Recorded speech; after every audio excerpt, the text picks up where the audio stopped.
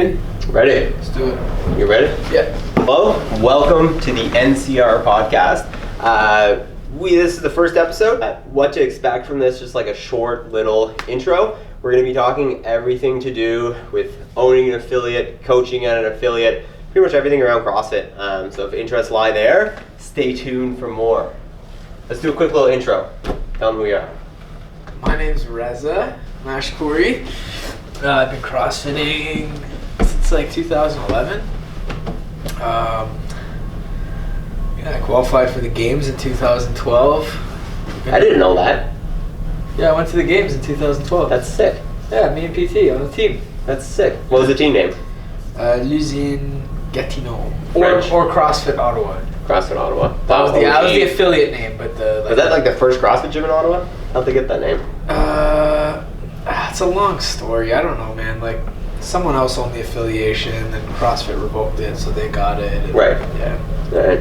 Anyway, okay, keep going. Games. Yeah, games. Been to regionals a couple times. Been coaching all along.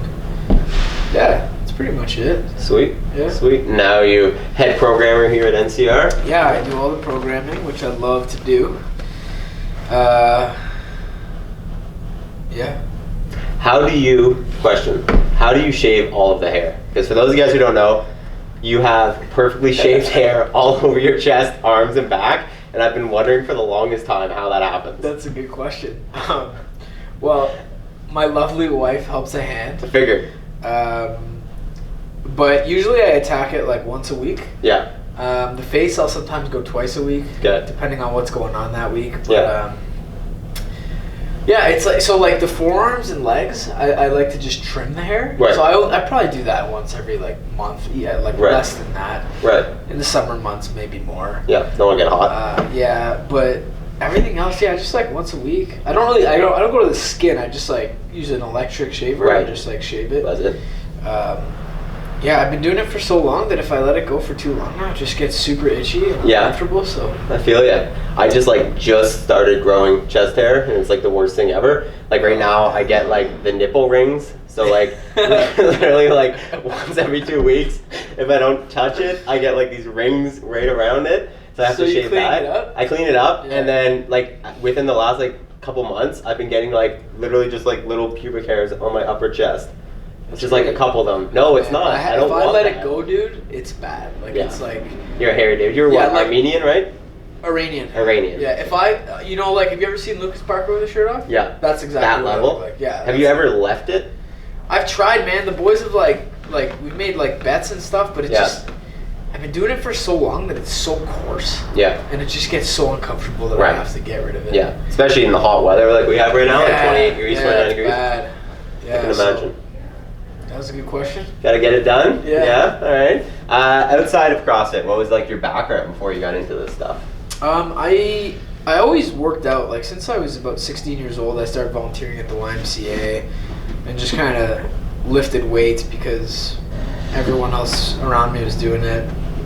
Then I got into running. I started running pretty aggressively, like half marathons, and got really bored of it. Got really, really bored of just running. And then a friend of mine who actually owns CrossFit closer. That's another gym in Ottawa, right? Yeah, okay. Yeah.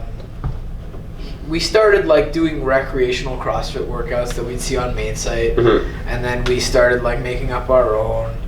And then one day I decided to walk into an affiliate and see what that was like. Right. And that's like when everything took a turn. Okay. What was that affiliate? That was closer? The Gatineau. Gatineau. Okay. Okay. Yeah. Okay. The Gatineau gym. So I walked in there, and we talked about this today a little bit.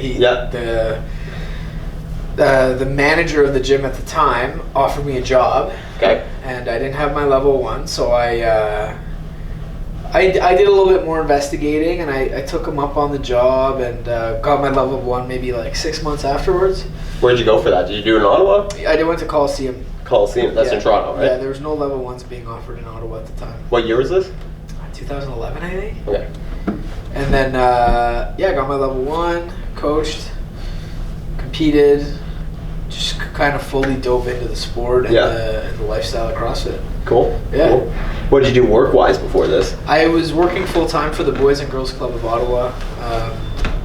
a local not-for-profit organization, basically like an after-school program for kids. And I was doing that full time. So when I started CrossFitting, I actually would do a lot of my workouts. There was a gym there. It was in like a community center. So I would do a lot of my workouts in there. There's actually some funny videos of me on YouTube. If you just Google, just throwing some great squats out there, or what? Yeah, like there's a couple friends that I do on YouTube, like way back in the day, and like I have those big steel like 25s on the. I'm gonna find these and link them below, just so you guys can watch. They're pretty funny. It's cool to see like how far I've come, like just in terms of movement. Totally. You know what I mean? Yeah, like Josh Bridges has that one with the wall ball, hitting the bounce out of the bottom. Were you like doing that? Oh, I don't know. I haven't seen that, but. Like, it's just bad. Like, my front rack's terrible. Like, I'm on my toes. It's just like, I'm wearing like an old pair of like Nike Frees. Like, it's bad. But there's some good videos on YouTube. But, I was working at the Boys and Girls Club up until we opened up NCR. The first year NCR was open, I went down to part-time there. I always thought I could do the two. And then the gym got so busy that I just started coming here. Nice. So how far into the gym being built did you? After the first year, I just left the club completely. I still go there from time to time. I still have a really good relationship with a lot of the kids. I was actually there last night. Because Lex still works there part-time. She does. Lex is my wife. She does one day a week there. So I was there. I was there last night, just hanging out with the kids. That's awesome. I love hanging out with them. Yeah, they're great. What was the deciding, like, why did you start a CrossFit gym? Like, you had this thing going, you were working mainly with kids.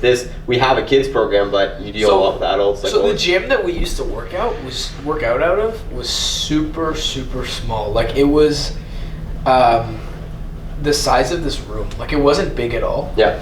And I always wanted to open up a CrossFit gym just so that I would have a place to train. And I always thought it'd be something I'd be good at. And I actually, before I met Paul, the guy who owns Closer now, him and I were looking into opening up a gym together. And for whatever reason, like we didn't see eye to eye, which was a great thing. We kind of had different ideas of what we wanted. And he's done an amazing job with his gym. So like, I think it was the right call at the time. But when I met Paul was asking me the exact same question you just asked me, like, how come you don't own a gym? And I'm just like, well, I don't want to do it alone because I have this job, and I still want to do this job. So, and he's like, well, I'll do it with you. And I was like, okay, man, we investigated a little bit more, and Paul was the right guy for me at the time, and we did it. That's awesome. Yeah. Interesting. Yeah. And how did you met Paul? Just through the gym before? Oh man, I feel like I've said this story a million times. We're talking about Paul Trombley, for those of you guys who don't know, co-owner of NCR. Yeah, so Paul and I actually met at a bar. A bar called Pier 21 back in the day. It's not around anymore. But I was at the bar with my buddy, and this guy came up to me, and he was like, "Are you Reza Mashkouri?" And I was like, "Yeah, like, who's asking?" He's like, "Oh, I'm Paul. I go to this gym that you coach at, and like, can we train together? Like, I hear you're the guy to beat." And I'm just like, it's kind of weirded out. I was like, yeah, sure, man. Like, whatever. And then he stood me up the next day.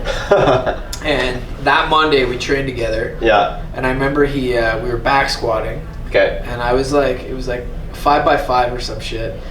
And I was doing like 225. And he literally just kept asking, can I throw on another plate? Can I throw on another plate? Till he had like 300 some pounds on the bar. Right. And I was just like, man, this guy's strong. Like, Jesus, he's strong.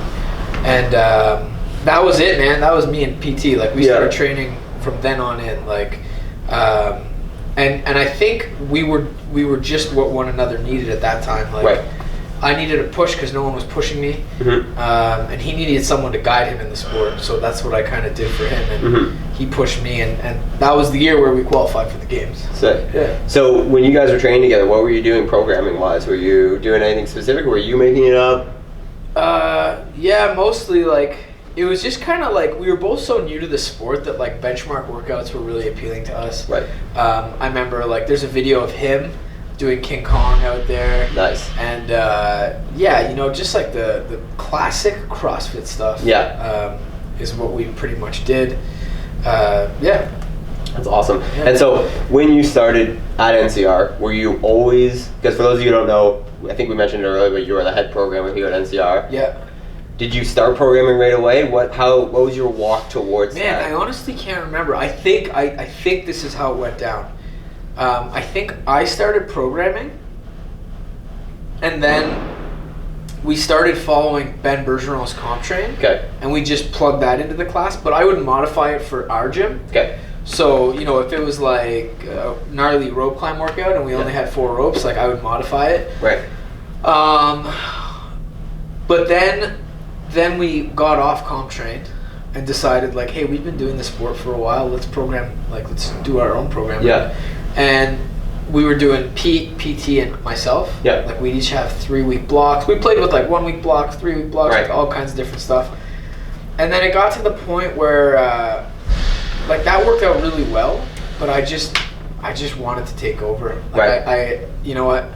I had some like long-term stuff in mind for our athletes, some short-term stuff, and I just wanted to take over. It's something I'm passionate about. I love doing it. I program for other people too, and it's you know, not that programming's super important in our sport, but I do think that, you know, it can make a difference for certain people. So right.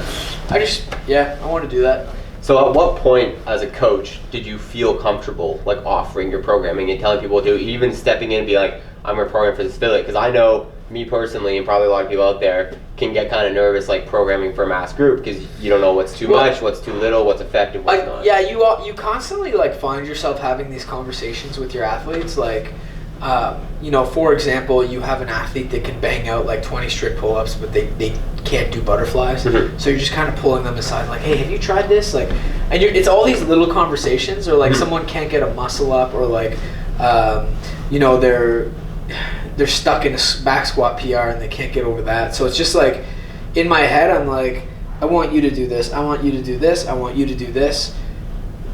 Man, everyone could benefit from doing all this. Right. So that's kind of where, you know, like it's like, instead of having these small conversations with several different athletes, let's just put it into the NCR program. Set it up. Yeah. When you're programming, how do you know more so what's enough, what's too much, what's too little? Because for those of you guys who don't know, we have the NCR program, which is our class programming. Yeah. And then there's additional priority work. Yep. Correct? Yeah. So where, like, what's the scheme you go on? What's the, you know, this much pull parallel this week? Like, how do you figure all that out? So, I program for an elite athlete. Okay. So I program for someone who I think can go to the CrossFit Games and do well. So PT, for example. PT, Pete, okay. You know, whoever. So when I program, that's what's in the back of my head. Right. When it comes to just like your average athlete at NCR, I guide them to do whatever they need to work on. So let's say, for example, you have an athlete that, you know, like smaller athlete who's really good at the gymnastic stuff but struggles with the weightlifting stuff. Right. Every day there's an element of something that athlete can work on. I'll just like, I'm going to pull up today or tomorrow or something and just give you an example. Okay, so today we have a heavy push jerk in the skill with the 200-meter runs in the class. Death by strict handstand push-up. So if you have a gymnastics weakness, that's bang, like that's for you. Some weighted hip extensions and alternating dumbbell box step-ups, like that's a good, you know, if you're trying to build some strength. You know, you can go heavy in those. And then some accessory work to finish off the day. But there's always an element of like something someone can work on. So like let's take you for example. Yep. You know, like I think for you, if you're looking to get stronger, those dumbbell box step-ups and the weighted hip extensions would be some good like posterior chain accessory work for you to do to get a little bit stronger. Right. So I try to incorporate a little bit of that every day. Okay. If you do all the priority work every day, you're an absolute weapon. Yeah. How do you avoid bias?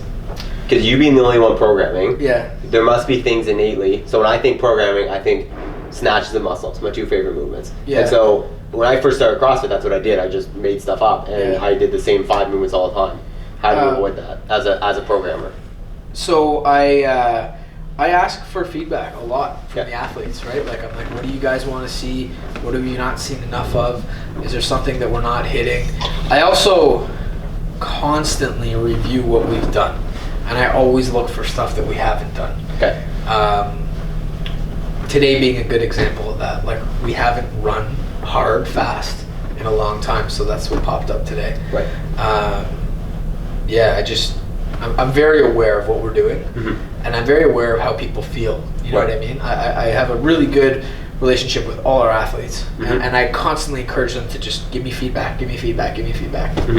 So let's say, I remember a week ago, or 2 weeks ago, we had a wall ball workout that was programmed for Monday. It was like the 50, 40, 30 with the running, and you changed that because you felt people's legs were smashed. How important do you think it is to not be married to the schedule you put out and kind of be able to go off the fly, like how you feel, how your athletes feel, and adjust based on that?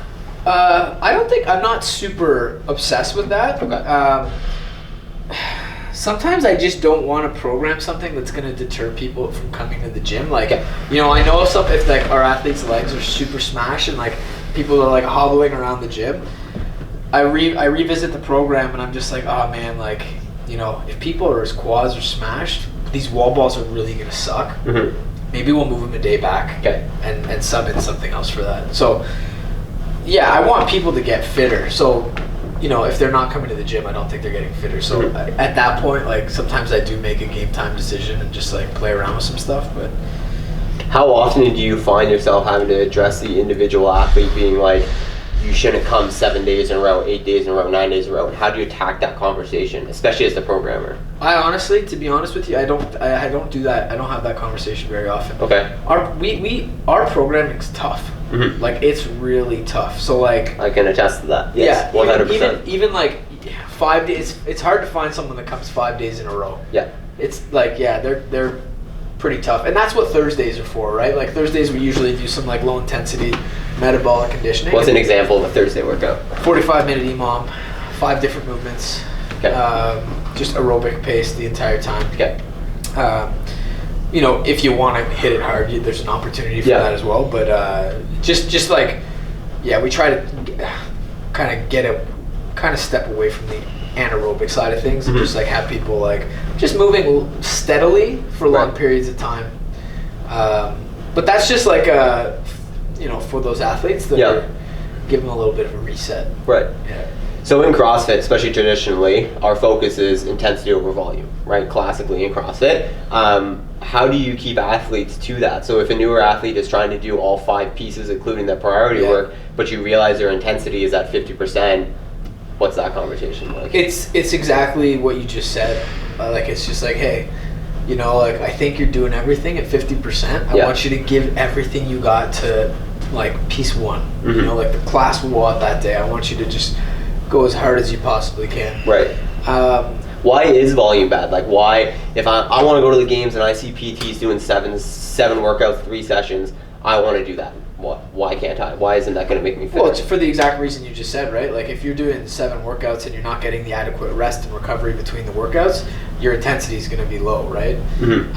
What's the magic about intensity, though?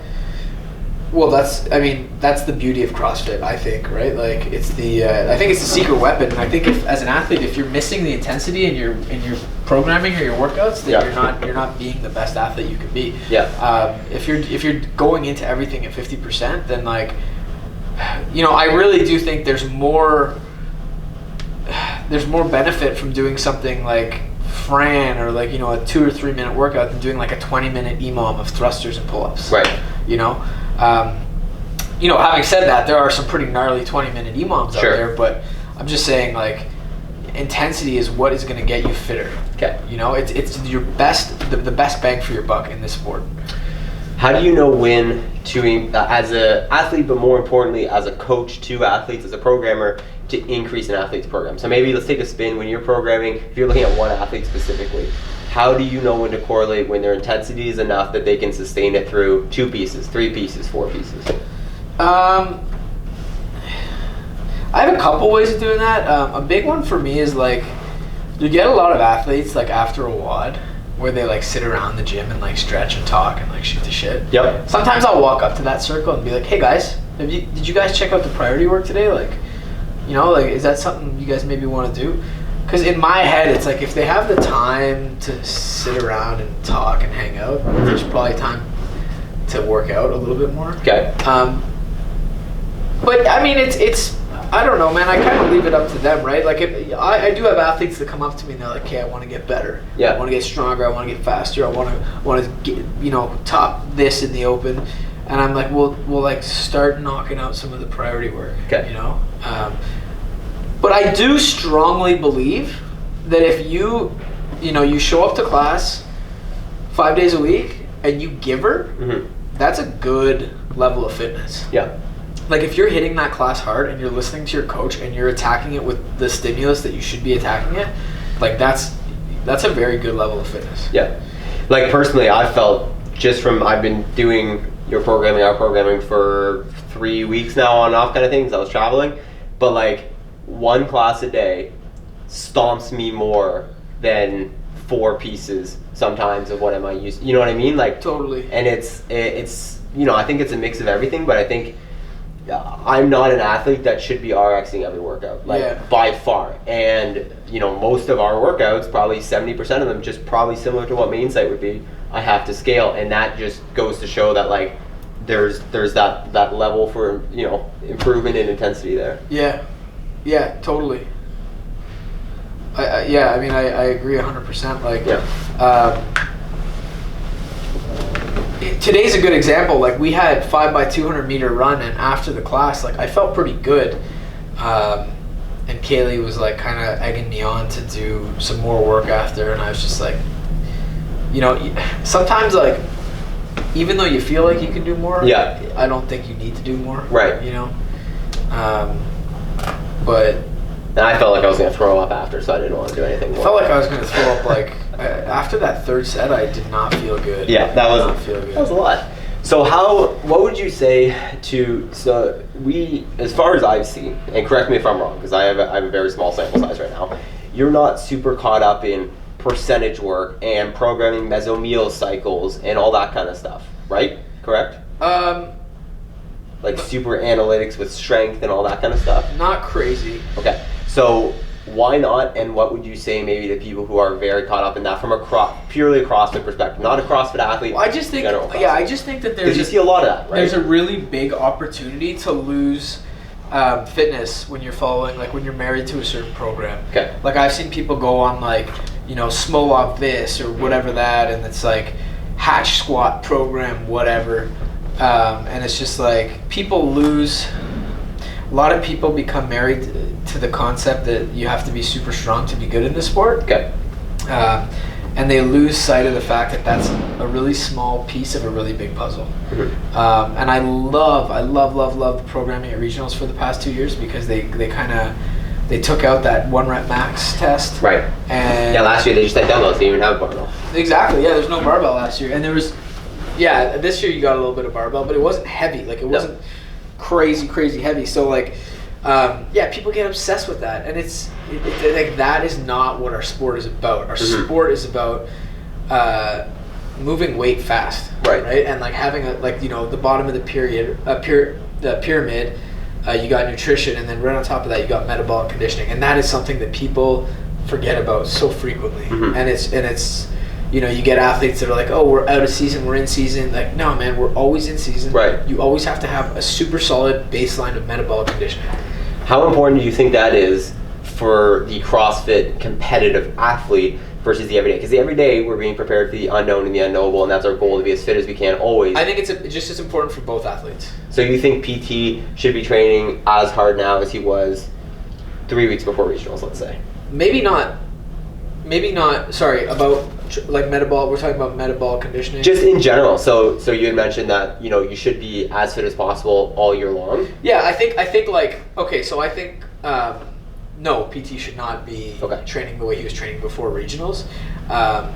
But what I don't like to see is when people like kind of segregate their year into blocks. Like oh, I'm gonna lift really heavy from like September to November, and then in December I'm gonna turn up the conditioning because the Open's coming up. Like, now, are you talking general member or competitive? Everyone doesn't everybody matter. Yeah. Okay. Everybody. Okay. I like to think of like even our general member as an athlete, right? Like absolutely. And like I said, like I'm programming for the elite, but I'm expecting everyone else to do that. So I'm going to block everyone in the same group of people, right? Right.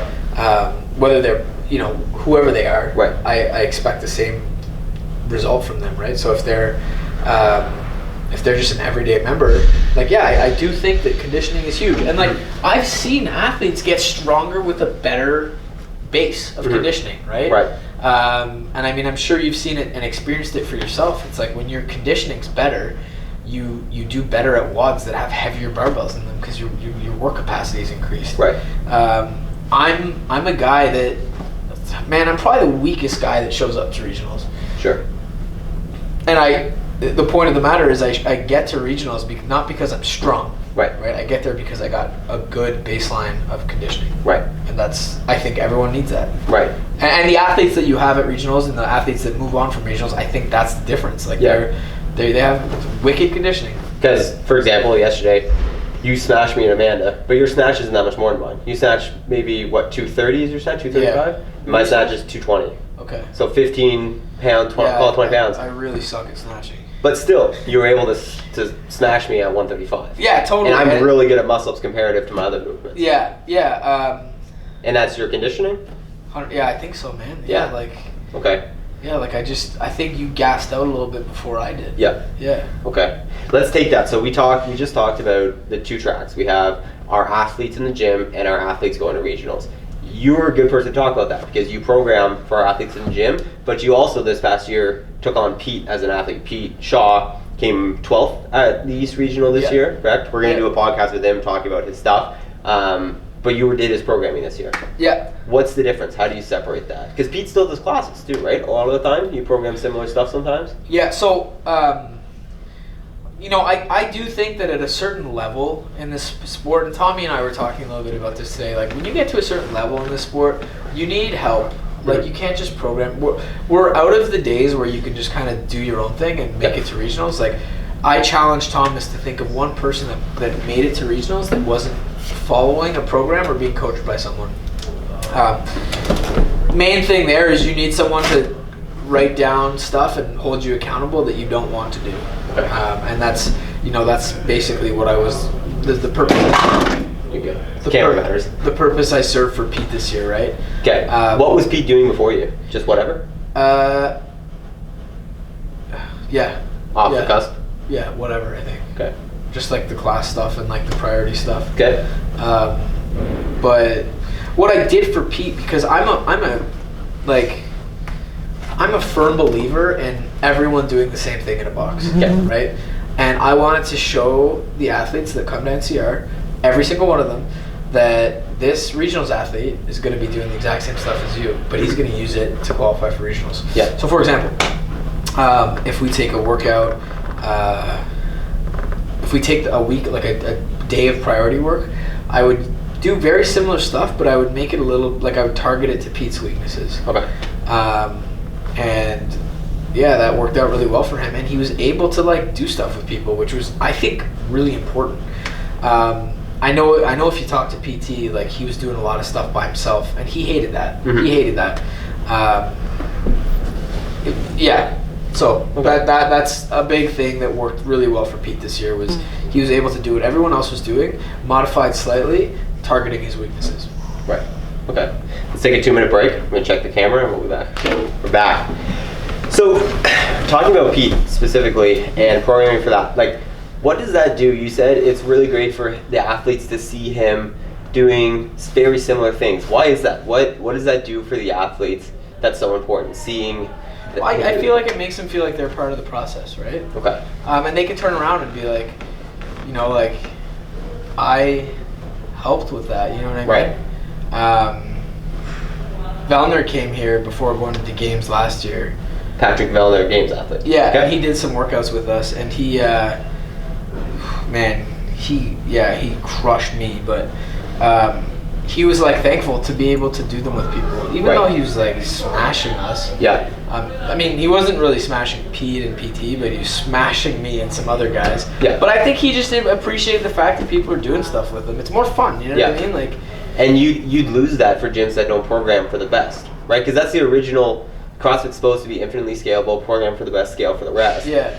So if a gym doesn't have that and PT goes to drop in, he might not get a good workout in.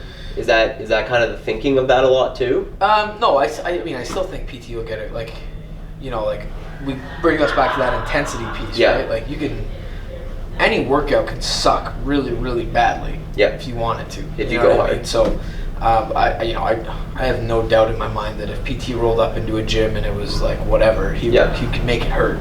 But it makes the community feel more involved when they're doing the workouts with the athlete, and it's also a little bit more fun for the athlete. Yeah. Right? Because no one likes doing stuff by themselves. Classes are amazing. If I asked you to do those 5x200 meter sprints today by yourself, I don't know anyone that would do that.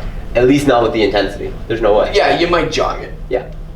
If you asked me to do that by myself, I'd probably tell you to piss off. Yeah. Because that would be so boring and so bad. And Yeah. Coaches. So stepping away from the athletes specifically, our best athletes happen to also be coaches here. But how important is it for coaches to follow the gym's programming? I mean, I think it's important for a coach to follow the gym's programming, not just at NCR, but in any CrossFit gym. That's what I mean. You practice what you preach, right? Like, I mean, I can't imagine an environment where I'm asking athletes to do something and I'm not doing it myself. Right. Some days I program stuff that I seriously hate, and I hate myself for programming it, but I want to be able to turn around and tell my athletes, like, 20 RM deadlift. Right? Like, exactly. Right? I was so banged up that day. Yeah. You remember that? Oh yeah, you did that with me. We'll give a little context. We had a posterior chain heavy week, below parallel heavy week, safe to say. I'll give you the exact workouts. Okay. The day before was a 20-minute EMOM, 10 to 20 alternating dumbbell snatch on 1 minute. Yep. 10 to 20 alternating pistols the opposite minute. And you did 20 the whole way. I held 20 the entire time. I could not, my backside was so mangled the next day, and I had programmed a 20 rep max deadlift. And I remember driving to the gym that day being like, I have to do this because I programmed it, yep. and I'm making other people do it. Yep. And I did it, and it wasn't that bad. I actually ended up surprising myself. Yeah. Like you hit 305 or something like that. And but you got to be able to do, if you can't relate to your athletes, mm-hmm. you don't know how they feel, then there's a disconnect there. How important is it for the athlete? Why is it important for the athlete to see the coach doing the same programming? Well, I mean, I don't it's just such a simple question to me. Mm-hmm. It's almost like, why do I eat food? To survive. But break it down. I feel like a lot of people might not see it that way. They might be like, oh well, I'm just programming for them, but I want to be XYZ. I'm going to attack my weaknesses only. Why? Well, you got to be a role model for your athletes first and foremost, okay. Right? So if I'm going to tell you guys to do something, I better damn well be sure that I can at the very least attempt it myself. Okay. It's also a good opportunity to show your athletes that scaling is okay, right? You don't have to go crazy the next day, right? Mm-hmm. If you're really that banged up. And I mean, I when I started the 20 rep max deadlift, I had no intention of going as heavy as I ended up going. Right. I remember I was like, Nate, I'm just gonna take this easy. Yeah. And I ended up warming up and feeling great. But I mean, right there with what I just said, is when I'm coaching someone, I can learn from my experience and pass that on to them, mm-hmm. right? Hey guys, I know we're really banged up today, but trust me, once you warm up, it's not as bad as it seems. Right. And it goes vice versa, right? There are some days where I write something up on the whiteboard, like Dan in today's class was like, oh, all we're doing is 5 200-meter runs? Yeah, Dan, trust me, man. You had done it, and you're like, Dan, it's gonna suck, dude. Trust me. So, you're able to tell them, guys, this is the stimulus we're going for today. Yeah. I experienced it. Yeah. This is what you should expect. Yeah. To give context, in my perfect world, I always do the workout before I coach. I've always been that way. For sure. Yeah. Because today, I've coached for a while. I have a general understanding that 5 200 meters with a 2-to-1 vest is gonna suck. Yeah. But I did it today. It was plus 29. I was in the sun. I did the class an hour and a half before I coached it, and I was borderline vomiting. And that's where right before the workout I told you, I was like, you know what? If you don't feel like you just did Fran after this, something was missing. Totally. And you were able to do that because you had done the workout. Exactly. Now you'll learn very quickly that we're the lines of communication are very open, mm-hmm. and we'll always chat yo, how was the class WOD today? Yeah. It seemed gnarly, or it seemed easy, seemed quick. How'd you do? How'd it feel? What should we be telling these guys to look for today? So, yeah. I just think the amount of times an athlete will approach me, and probably happens to you all the time, and be like, how was the workout? What did you get in it? If you're not able, I don't get how that conversation would go if you were like, oh no, I didn't do that. I did my XYZ programming. My comp train or my Invictus stuff. Whatever. I don't understand how people get by like that. Like, yeah, it also like CrossFit is a competitive. Like, there's competition in the very basic level of CrossFit, right? Like, even like when you do a CrossFit, when I coach a CrossFit basics class, like I can see that some people want to beat other people. Yeah. By not including yourself in that race, you're not a part of that race, right? So I just don't think you're giving it, like, you have no one to beat if you're just doing your own thing by yourself. Right. So what advice would you give a coach who's maybe listening to this for the first time, an affiliate owner or whatever, and is like, that makes a lot of sense, like I shouldn't be doing, what would be the advice to transition from, I have these goals, say it's competing. A lot of affiliate owners maybe want to compete.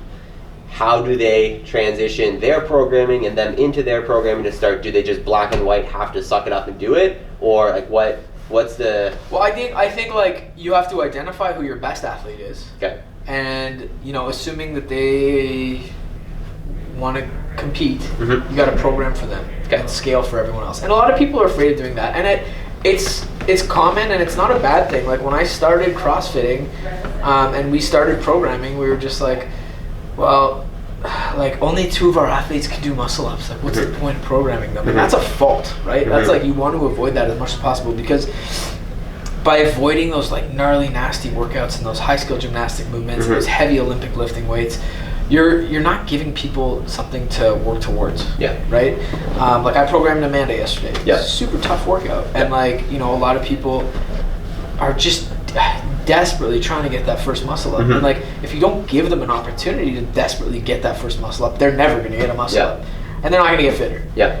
Like we've seen so many athletes that have walked into this gym, banded pull-ups or whatever, ring rows, and like now they're doing muscle ups and all that stuff. It's because we're giving them the opportunity to get better by programming super, super hard workouts.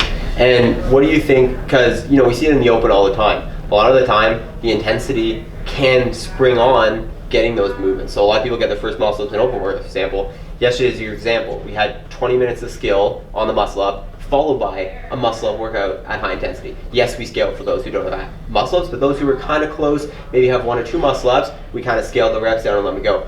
A lot of people will program just the skill, but never test the movement. How important is it to actually test the movement and not just do the skill work? I think it's super important. And I mean, I know in a lot of our classes, like, there's something special about that 3-2-1 go, right? And I've actually coached athletes, like, the 20-minute skill portion goes by in a muscle up. You don't see a single muscle up out of them. And then 3-2-1 go. Holy shit, I got my first muscle up, right? The energy that comes with that 3-2-1 go, I don't know what happens, but it's nuts, man. Like, so I think like being so persistent in practicing that skill over and over and over again will produce results. Right. When you need them. Okay. I remember 2 guys, 2015. Reebok was here for 15.3, and it was like muscle ups, wall balls, and double unders, and I think it started with muscle ups. 2 guys never got muscle ups in their life. Gary Helmick, ex-Games athlete, Paul Tremblay were judging them. 2 kids, I forget their names. Brad was one of them, I forget the other guy's name. 3-2-1 go, I think 2 or 3 minutes went by, 1 kid got a muscle up, and it was like, the place went nuts.